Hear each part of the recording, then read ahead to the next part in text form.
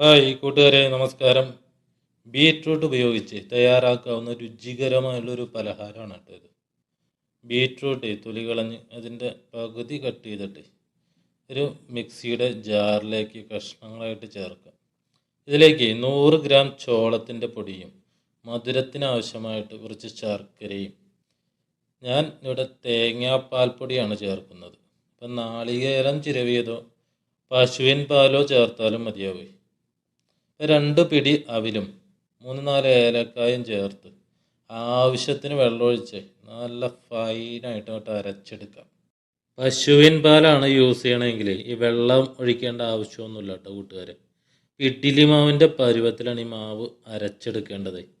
ഇനി ഇഡ്ഡലിച്ചെമ്പിൽ മാവ് ഒഴിച്ചിട്ട് ആവി കയറ്റിയെടുത്താൽ നല്ല സോഫ്റ്റും രുചികരവുമായ പലഹാരം ഇവിടെ തയ്യാറാണ്.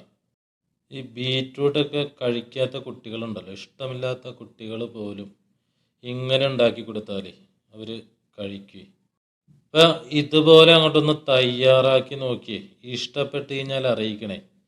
ഇതേപോലെയുള്ള നല്ല വീഡിയോകളായിട്ട് ഇനിയും നമുക്ക് കാണാം. അതുവരെ നന്ദി, നമസ്കാരം.